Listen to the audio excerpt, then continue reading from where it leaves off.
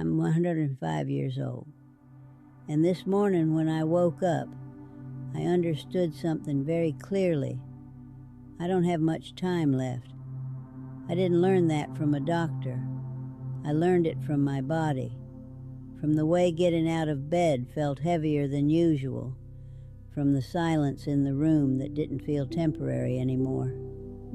At this age, your body speaks before anyone else does. I'm not frightened. That surprises people when I say it. They think fear should come first. But fear takes energy, and I don't have much of that left.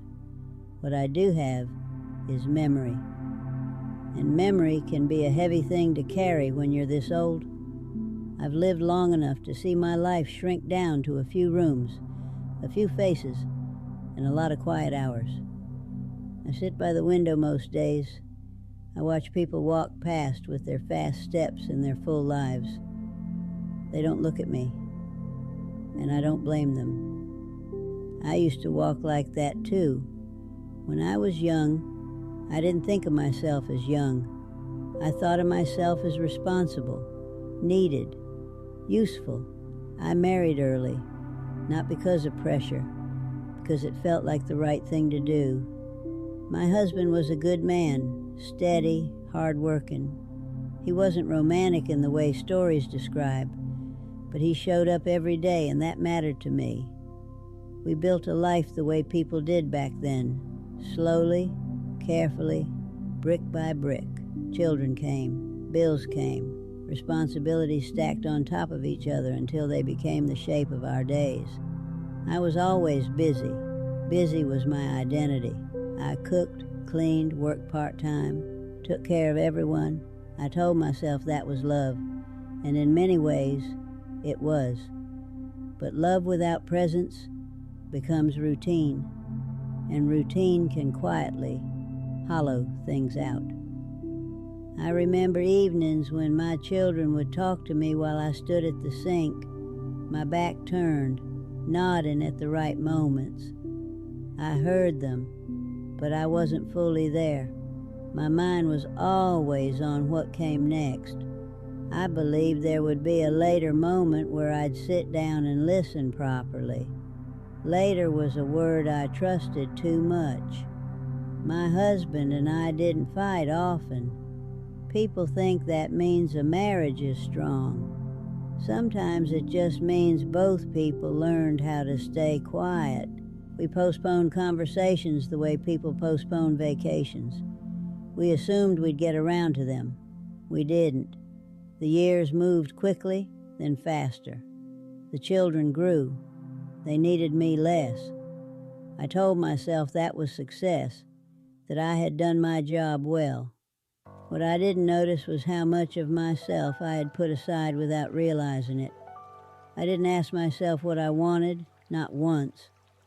That question felt selfish. I wore being needed like proof that my life mattered. The slow cost didn't show itself in one big moment. It showed itself in small absences.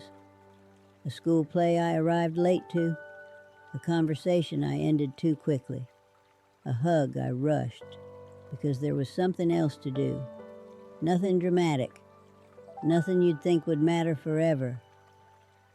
But forever is made of small things. The first time I truly felt something was missing was after my husband retired. Suddenly, he was home more, sitting, waiting, wanting to talk. And I didn't know how. I'd spent decades being busy for others. I didn't know how to simply be with someone. We sat in the same room, often in silence. Not uncomfortable silence, just empty. Then he got sick, not all at once. It crept in, a cough, fatigue, doctor visits that ended with reassurance. I told myself again that we had time. I always thought time would be kinder to me than it was. I remember one afternoon, he was sitting in his chair looking at me, just looking, like he wanted to say something. I asked him if he needed anything, water, a blanket. He said no. That was the conversation. He died 6 months later. After that, the house felt too large. Rooms became reminders. I kept myself busy again, cleaning things that didn't need cleaning, organizing drawers that no one would open. Grief doesn't always look like crying. Sometimes it looks like staying occupied so you don't have to feel. My children called. They visited when they could. They had their own lives by then. I didn't want to burden them with my loneliness. I told myself they didn't need to hear it, so I stayed quiet.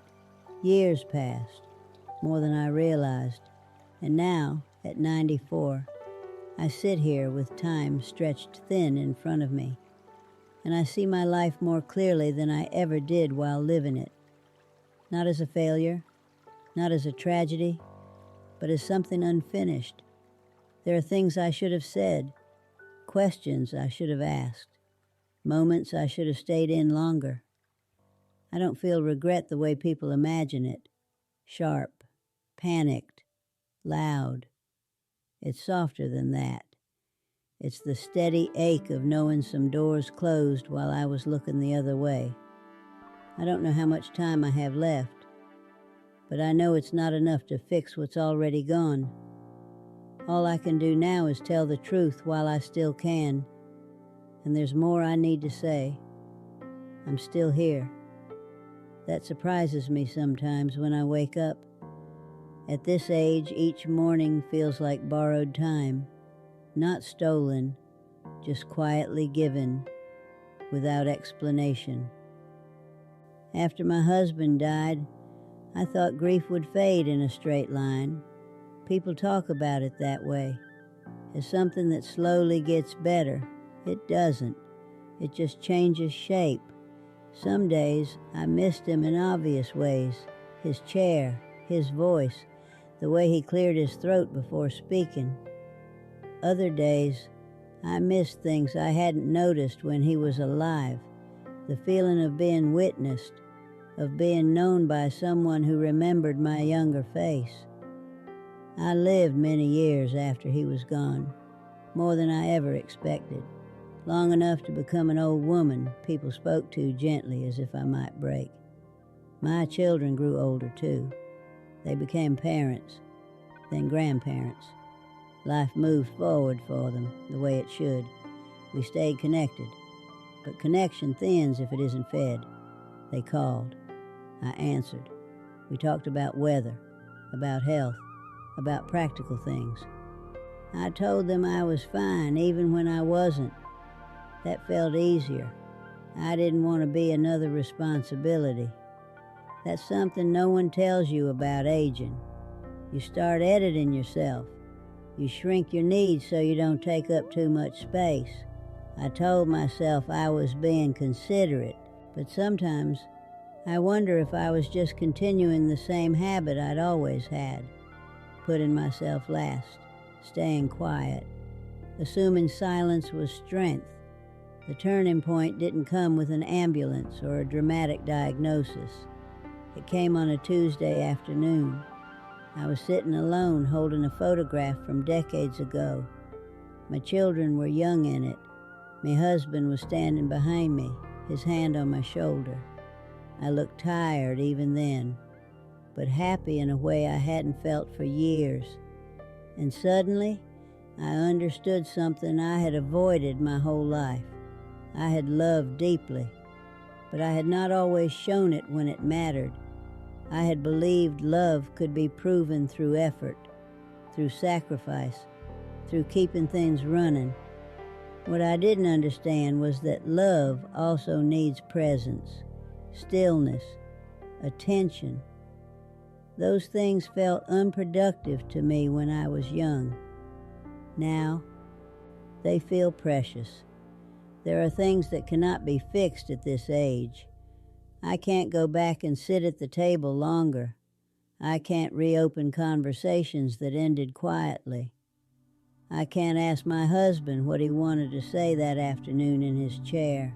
That door is closed. Accepting that took a long time. I don't carry bitterness about it anymore. just a clear understanding. Life doesn't wait for readiness. It moves while you're busy becoming useful. People often ask me what I would change if I could do it all again. I don't answer right away, because the truth is, I don't regret working hard. I don't regret caring for my family.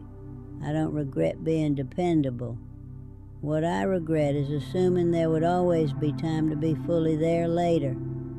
I regret believing that showing up halfway was enough. If you're listening to this, I won't tell you what to do. That never worked for me, and it won't work for you. I'll just tell you what I wish I had understood sooner.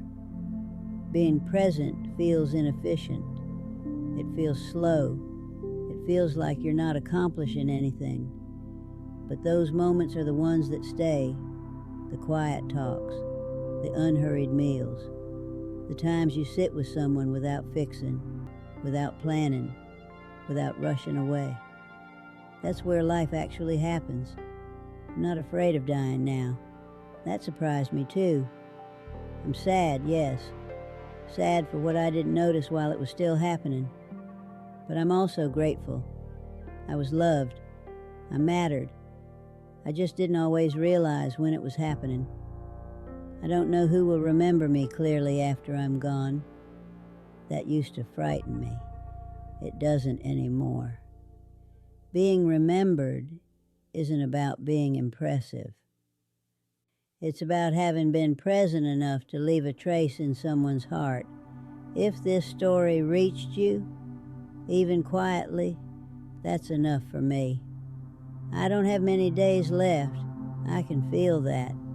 I spend them sitting by the window, watching light move across the floor, letting memories come and go without fighting them. This is my truth told at the end of a very long life. Not as a warning shouted loudly, just as something I wish I had heard when I still believed time would wait for me.